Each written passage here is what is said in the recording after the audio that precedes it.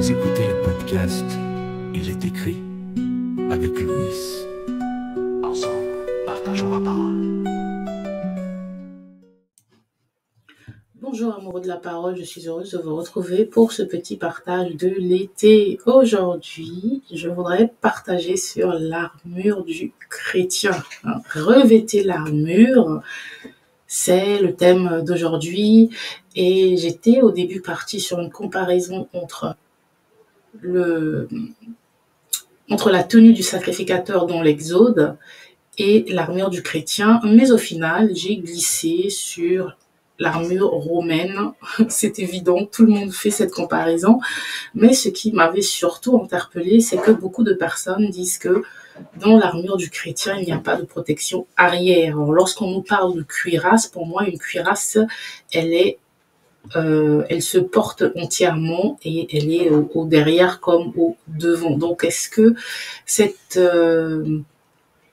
nous n'avons réellement pas de protection arrière autant que frontale? C'était la première question que j'essayais de comprendre. Donc aujourd'hui, on va d'abord examiner les détails de l'armure du chrétien et nous allons la comparer à l'armure des soldats romains et essayer d'en tirer des leçons. Si vous m'écoutez pour la première fois, je suis Luis du blog iletécrit.com et je vous embarque dans une nouvelle virée biblique. Je vais donc commencer par une petite lecture d'Éphésiens 6, des versets 10 à 18. Au reste, fortifiez-vous dans le Seigneur, et par sa force toute puissante, revêtez-vous de toutes les armes de Dieu, afin de pouvoir tenir ferme contre les ruses du diable. Car nous n'avons pas à lutter contre la chair et le sang, mais contre les dominations, contre les autorités, contre les princes de ce monde de ténèbres, contre les esprits méchants dans les lieux célestes. C'est pourquoi prenez toutes les armes de Dieu afin de pouvoir résister dans le mauvais jour et tenir ferme après avoir tout surmonté. Tenez donc ferme, ayez à vos reins la vérité pour ceinture, revêtez la cuirasse de la justice, mettez pour chaussure à vos pieds le zèle que donne l'évangile de paix, prenez par-dessus tout cela le bouclier de la foi avec lequel vous pourrez éteindre tous les traits enflammés du malin. Prenez aussi le casque du salut et l'épée de l'esprit, qui est la parole de Dieu.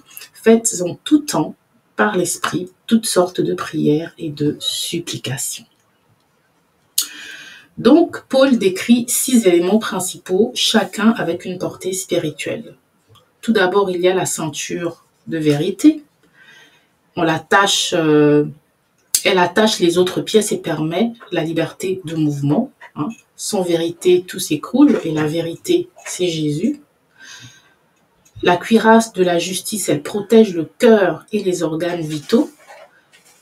La justice, elle est imputée à Christ, d'accord ? On revient encore à Jésus. Les chaussures de l'évangile de paix, elles donnent la stabilité et la mobilité. Il faut être prêt à annoncer la paix de Dieu partout, comme nous dit Romains 10, 15. Et donc, l'évangile de paix, c'est la parole de Dieu. Le bouclier de la foi, il éteint les flèches enflammées de l'ennemi. Donc, la foi protège non seulement individuellement, mais aussi en formation avec l'Église. Le casque du salut protège nos pensées, mais aussi notre tête, notre cerveau, bien sûr. C'est l'assurance et l'espérance du salut, comme nous dit 1 Thessaloniciens 5, 8. Et enfin, l'épée de l'esprit, qui est une arme offensive, c'est la parole de Dieu, telle que nous dit Hébreux 4, 12, qui, d'ailleurs, cette même parole qui a été utilisée par Jésus contre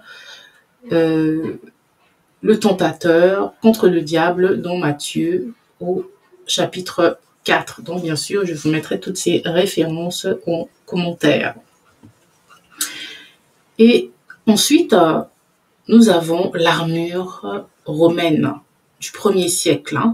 Pour un auditeur du 1er siècle, ces mots évoquaient immédiatement l'image d'un légionnaire romain.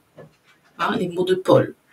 Donc, la ceinture, c'était une bande de cuir cloutée maintenant et qui maintenait l'épée. La cuirasse, ou logica segmenta, c'est le point principal en fait qui m'intéressait, ce sont des plaques métalliques qui couvraient le torse et parfois le dos.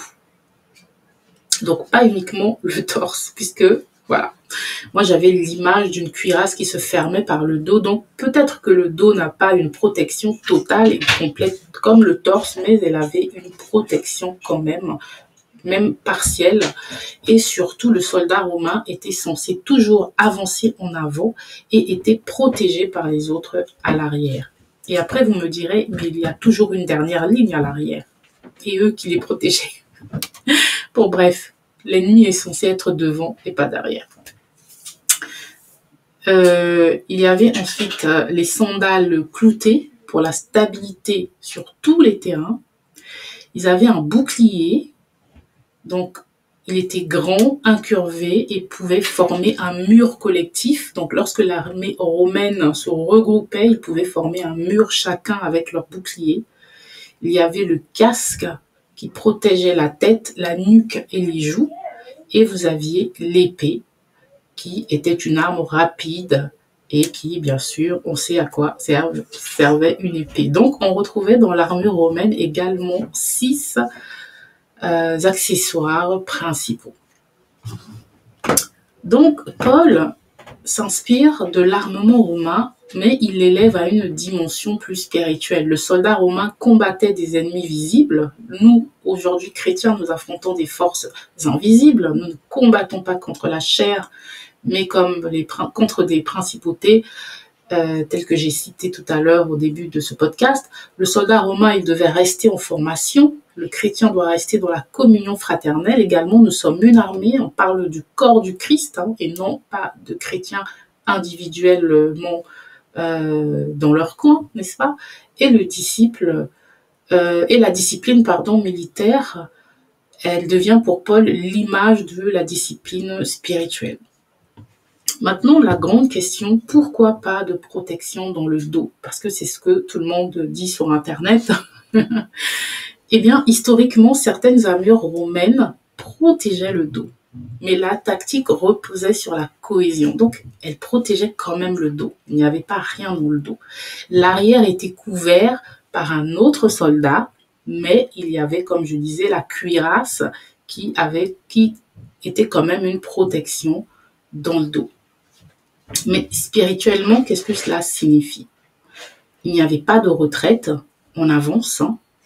Je vous mettrai les versets, Philippiens 3, des versets 13 à 14. Nous nous protégeons mutuellement dans l'Église. Je l'ai dit, nous sommes un corps et Dieu est notre arrière-garde, comme nous dit Ésaïe 52, 12. En application pratique, en gros, les Écritures nous disent que chaque matin, nous devons mettre l'armure du chrétien.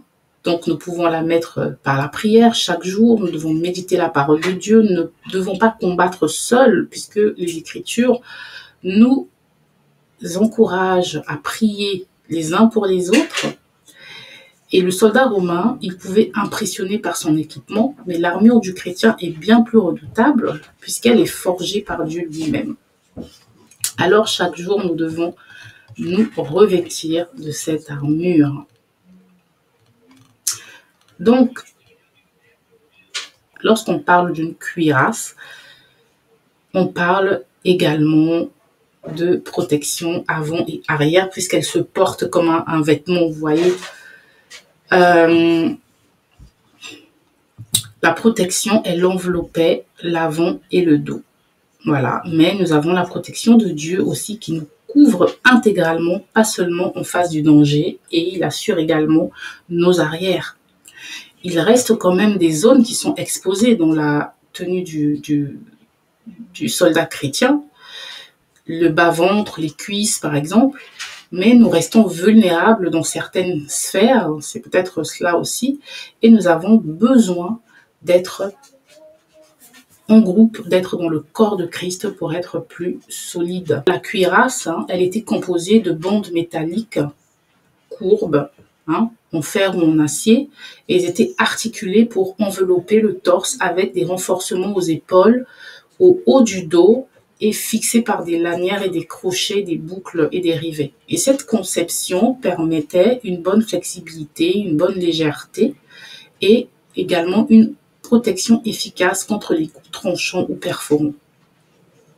Mais l'armure ne couvrait pas entièrement, comme je l'ai dit, elle ne couvrait pas le bas-ventre, les flancs et les cuisses restaient vulnérables et une ceinture militaire avec lanière métallique offrait une protection nominale mais peu efficace contre les armes tranchantes.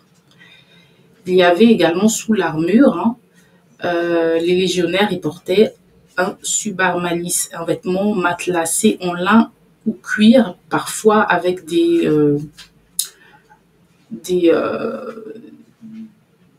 choses en plus qui protégeaient les épaules et les hanches, d'accord? Il amortissait les chocs et répartissait la pression et protégeait des zones exposées de l'armure. Le contexte de Paul, il habitait bien sûr à l'époque romaine, il voyait des soldats romains, il a été emprisonné d'ailleurs, et donc il s'est juste servi d'une image qui était disponible à ce moment-là pour